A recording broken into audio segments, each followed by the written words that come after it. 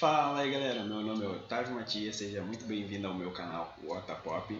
E esse vídeo aqui, ele é uma continuação do vídeo sobre Cidade Invisível. No caso, essa é a parte 2 e esse vídeo vai conter spoiler. Se você não viu a série, não quer receber spoiler, vai lá no outro vídeo, assiste o outro vídeo porque ele não tem spoiler. Vou deixar o vídeo aqui no cards ou na descrição, aí você vai lá dar uma olhada, assiste a série e depois você volta aqui pra gente continuar falando aí sobre esse papo, tá bom? Então, bora pro vídeo.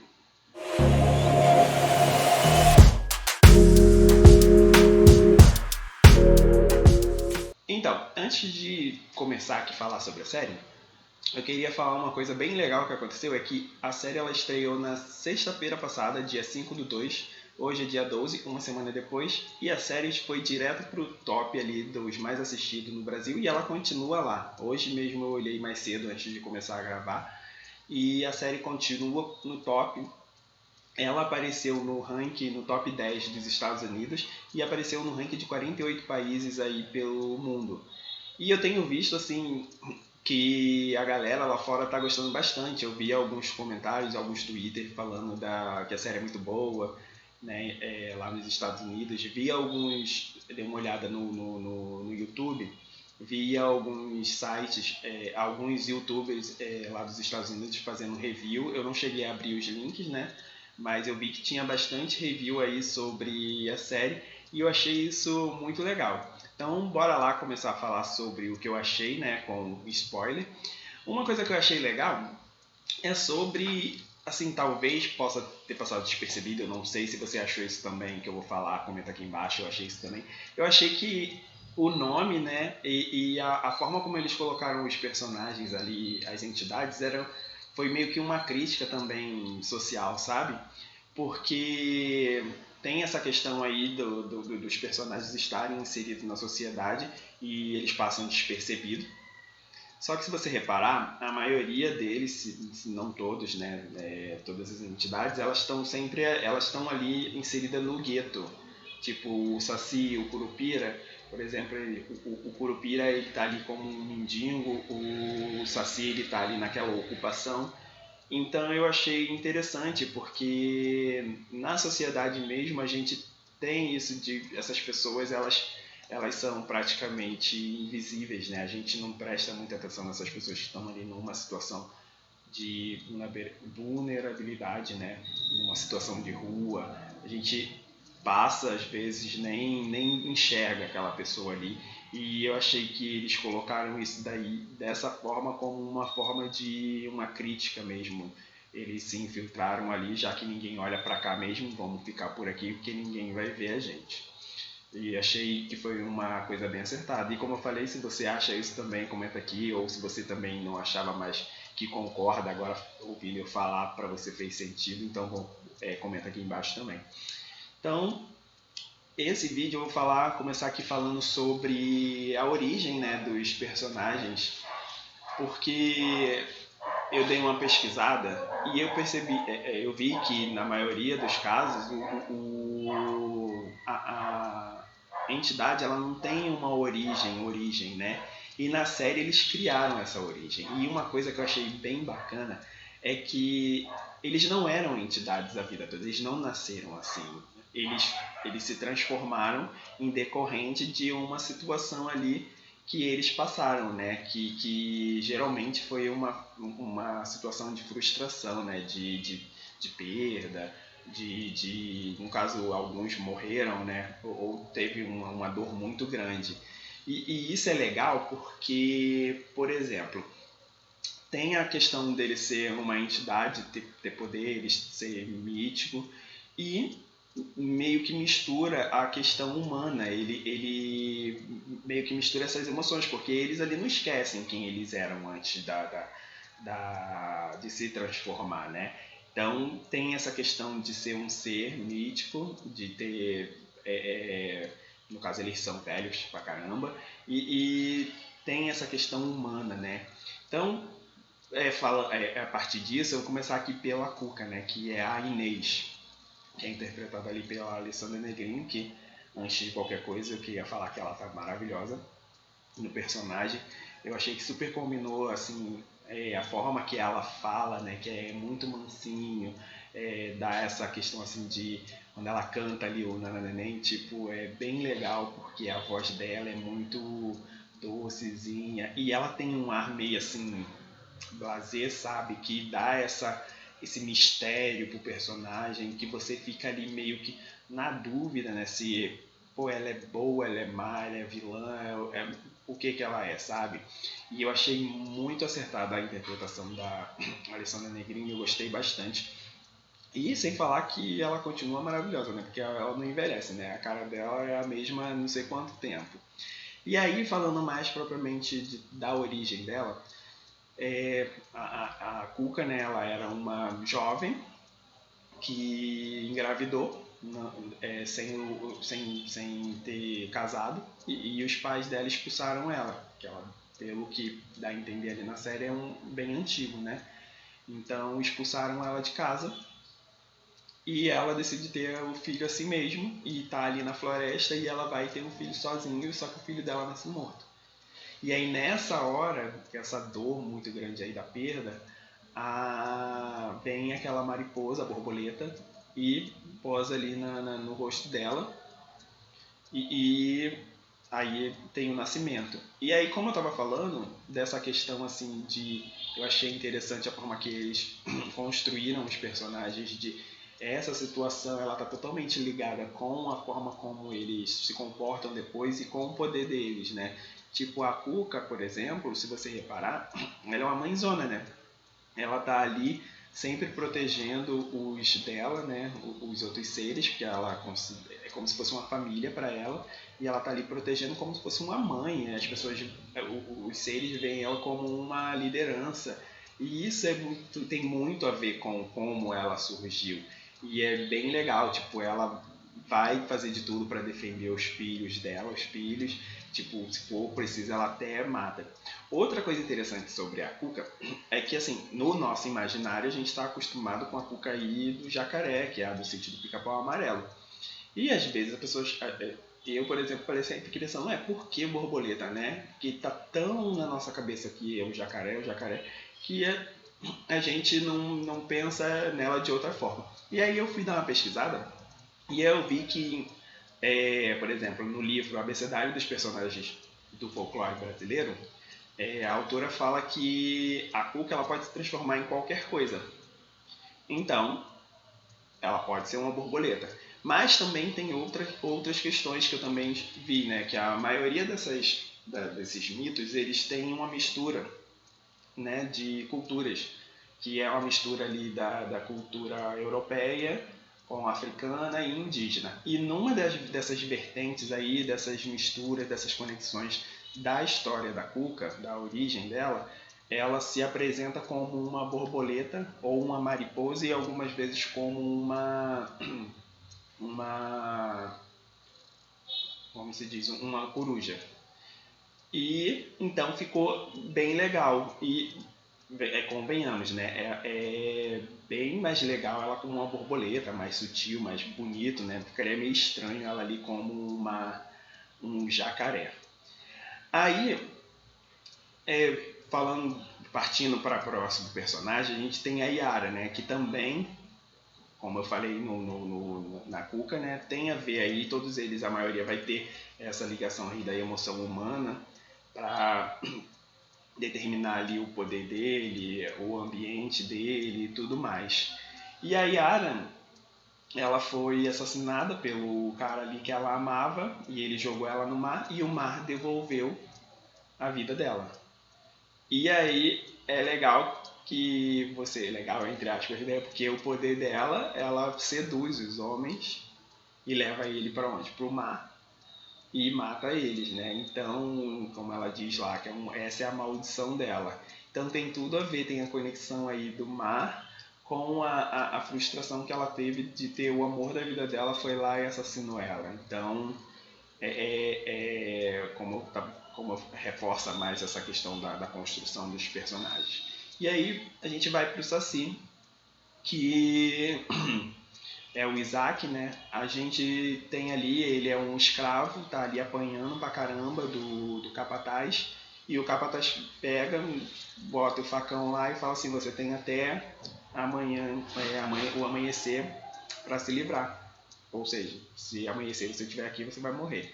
E ele ali no desespero tenta tirar a corrente de qualquer jeito, não consegue tirar a corrente, então a opção dele é cortar a perna. E ele faz isso e vai embora, e aí ele vai e desmaia ali. Eu acredito que ele tenha perdido muito sangue e tenha morrido, e a natureza outra vez devolve a vida pro personagem, assim como teve a Yara. E eu acho que a questão dele ser escravo, porque os escravos, né, eles já nasciam escravizados e tinha aí, não tinha infância, né, tem essa infância roubada. Então eu acredito que por isso ficou essa personalidade dele de ser o mais leve, assim, mais brincalhão, gostar de fazer estripulias, pregar peças. Então eu acho que ele tem muito a ver com essa origem dele.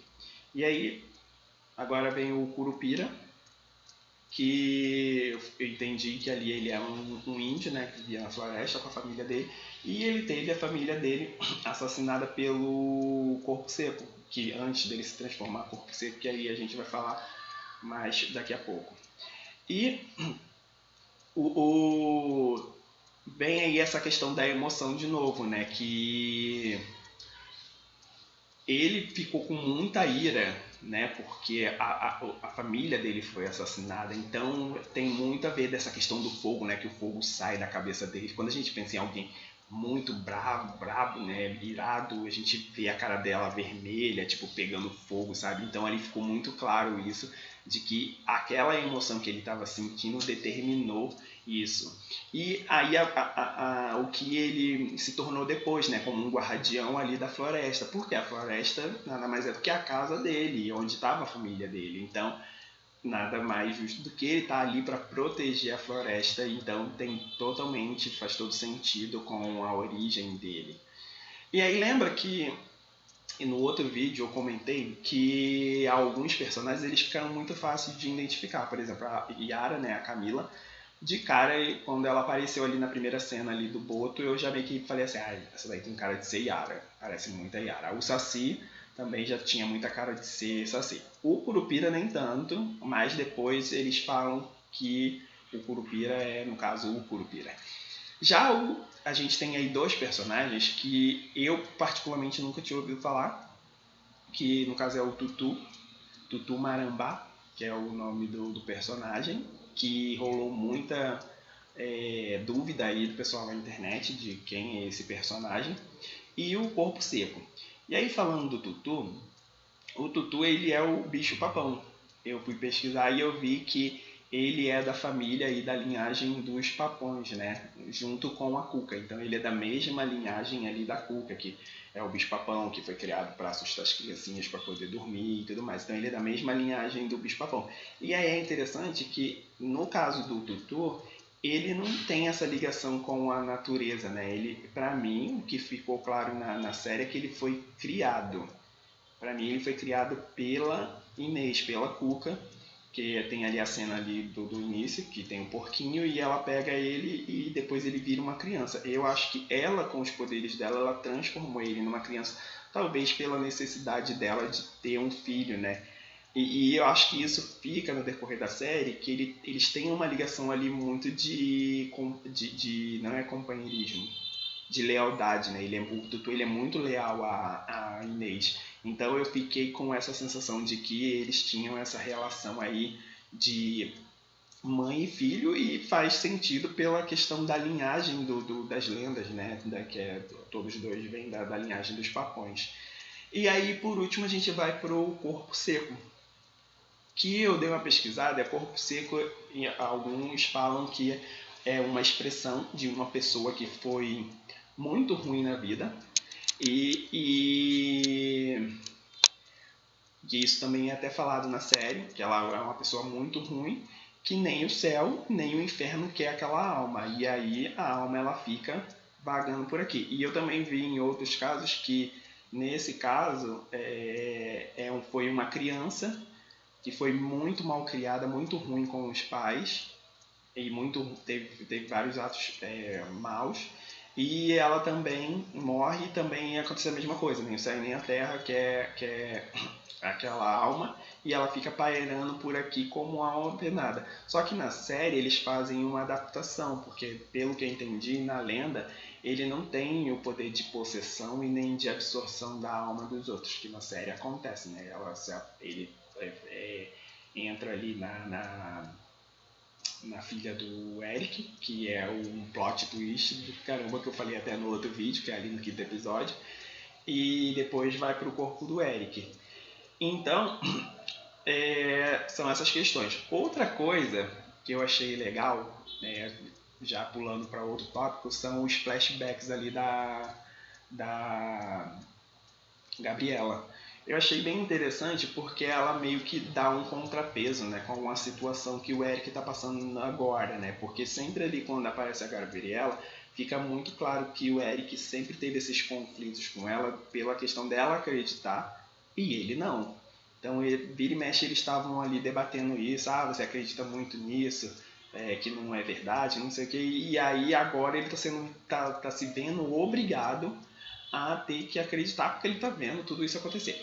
E outra coisa interessante nesse flashback, que eu não acho que eles estejam ali à toa. Eles têm uma função, que aí a gente vai partir para o nosso próximo tópico, que são as teorias que eu acho que pode ser. Então a primeira delas é o Saci.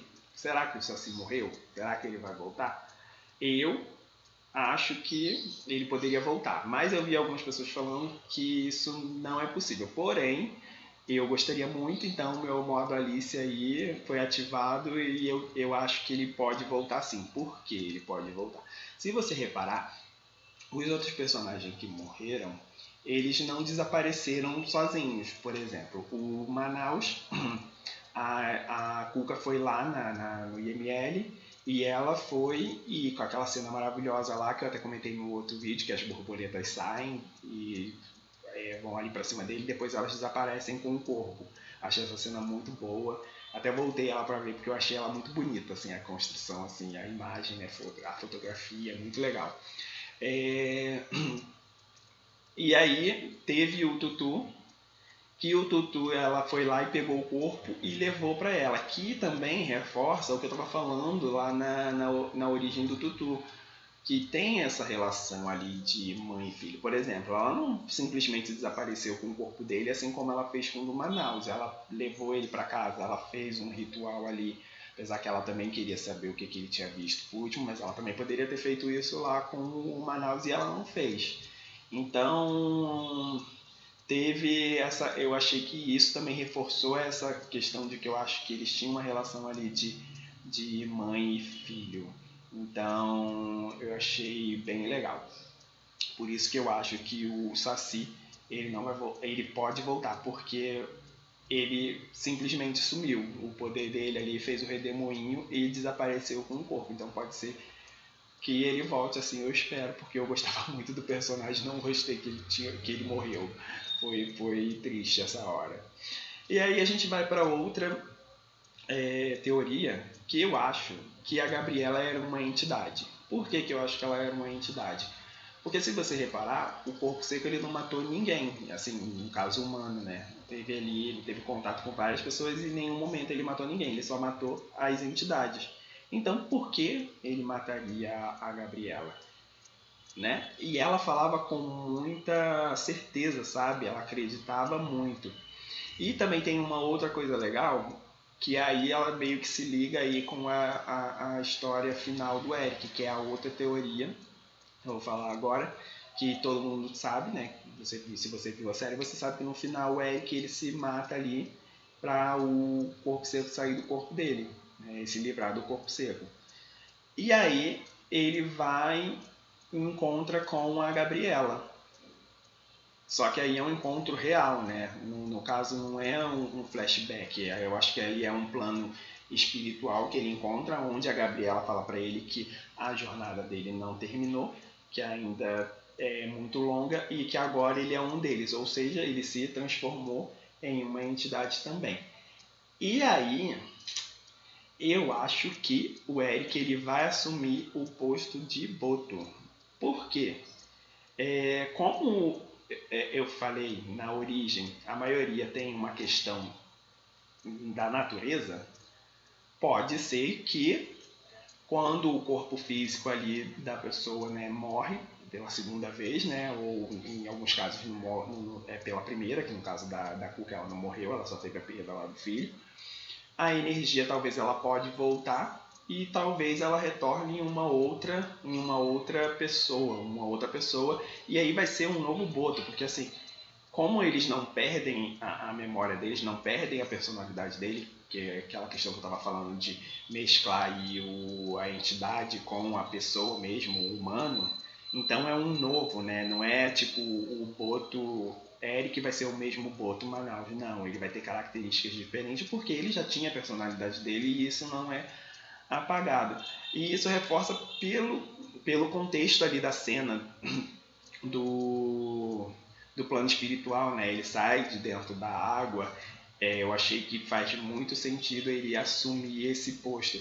E aí volto lá na questão da Gabriela. Vocês lembram que tem a cena do amuleto, que o pai o Eric está lá falando para a Luna do amuleto da mãe dela?